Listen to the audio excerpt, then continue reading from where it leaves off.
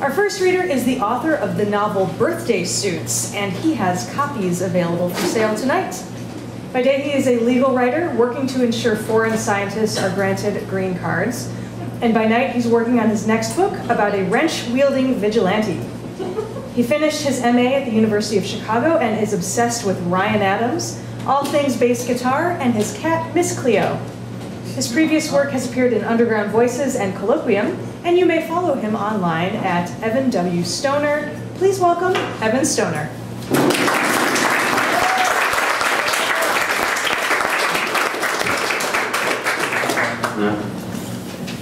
Okay, thank you for coming.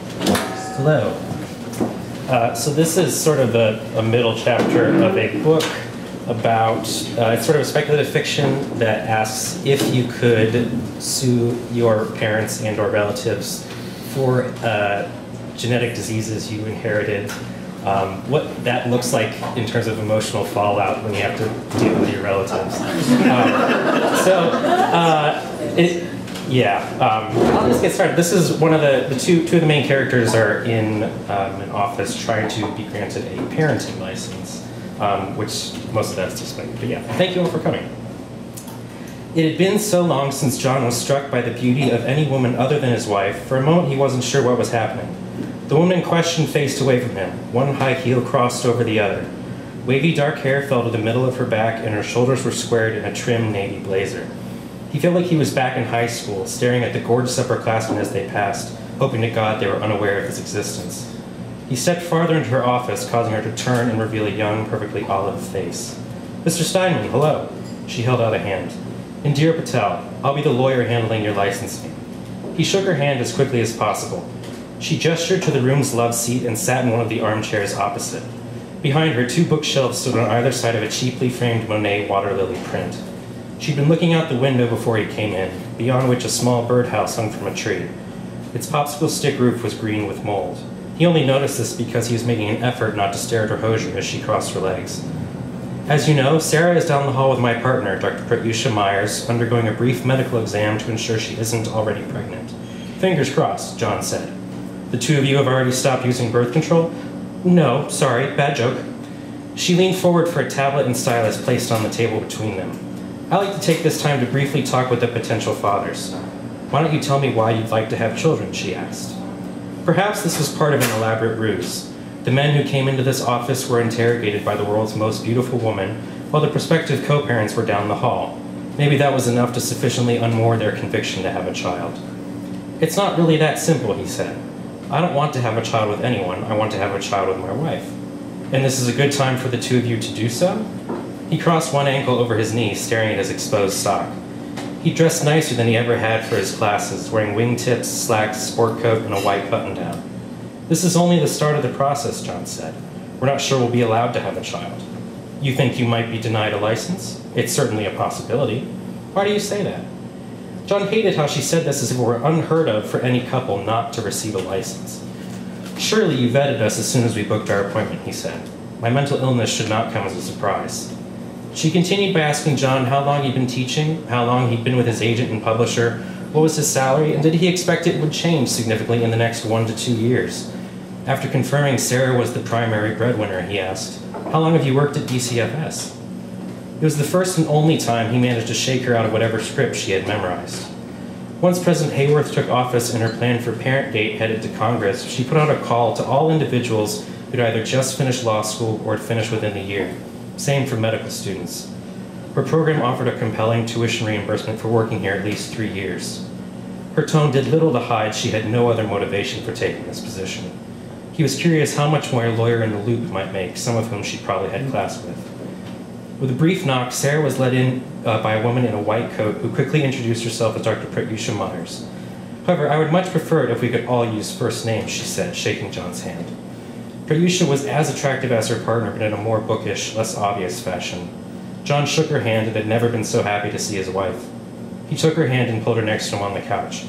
Is everything okay? She whispered.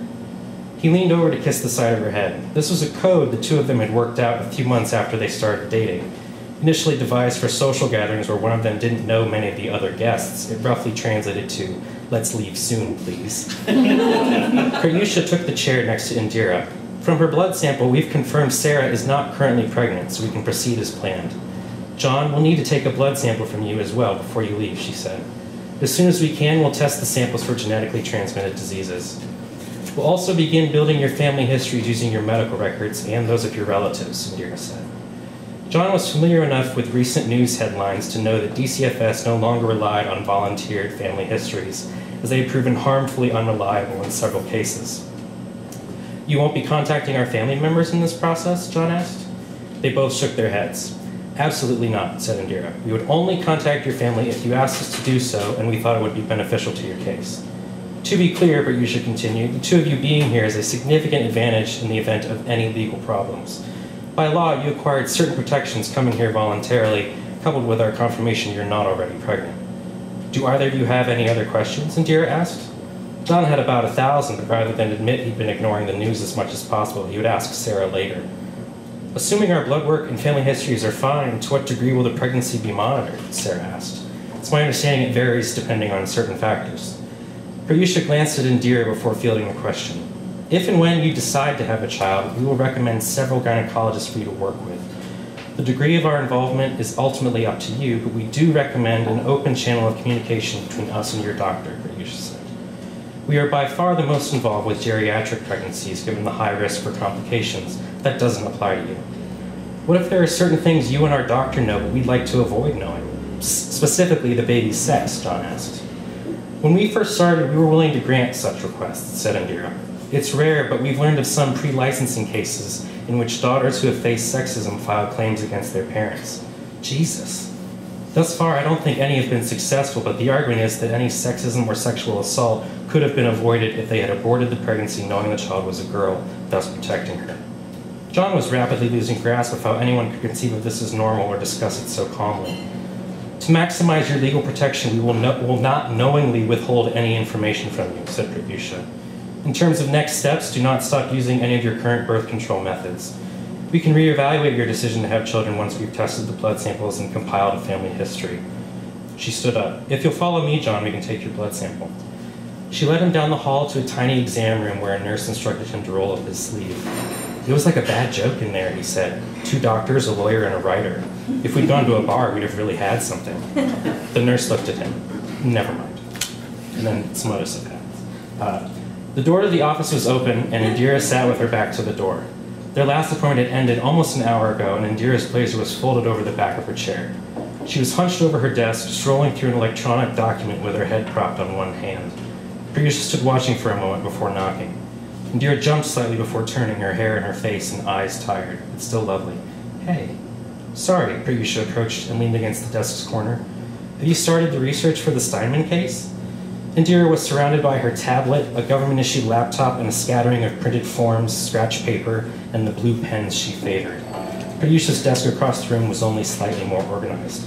Barely, Indira said. She made a note on a slip of paper and tapped something into her laptop. I have one of the interns tracking down some records. Finally, she leaned back. Why? Prayusha tapped the folder she was carrying with her thumbnail. I finished their blood work. They both carry mutations in the hexa gene. You know I have no idea what that means. Prayusha struggled to stay nonchalant. It means there's a 25% chance their child will have Tay-Sachs. Shit. Indira looked away and tossed a pen onto her desk. 25% wasn't that high, and they'd seen cases of different illnesses with a much higher chance of heredity. Given John's mental illness, they would have to deny the Steinman's parenting license. They'd likely have done the same thing if John was perfectly sane, but now there was no question. But he isn't Jewish, she said, looking back up. Doesn't Tay-Sachs primarily affect Jewish people? Unfortunately, that just makes it much rarer. And you're sure? I ran the test 3 times to be safe. Shit. Perhaps it had to do with her medical training, but Prayusha was usually able to compartmentalize cases like this. Certainly there were nights she couldn't sleep, thinking of the divorces and unhappy marriages she and Indira had contributed to, one partner blaming the other for this or that inherited gene, or whatever had killed the other's grandfather. Indira stood up with a sigh, shutting off her tablet and computer. Hey, come on, said Prayusha, straightening up. We can start on the adoption paperwork. Indira ignored her as she shrugged into her blazer. Indira. Prayusha tried to take her form, but was shaken off. This is the 3rd couple we've denied this month, she stared at her. It's only the 12th. Do you know, of the couples we've referred to an adoption agency, how many of them have followed through? Prayusha didn't answer. 1, maybe 2. That's not why these people come to us. She grabbed her bag from beside the desk. I'll see you tomorrow. Pratyusha watched her go before setting the file on her desk, using a post-it as a reminder to call the Simons and set up an appointment. She briefly settled into her desk chair, pressing her fingers to her eyes.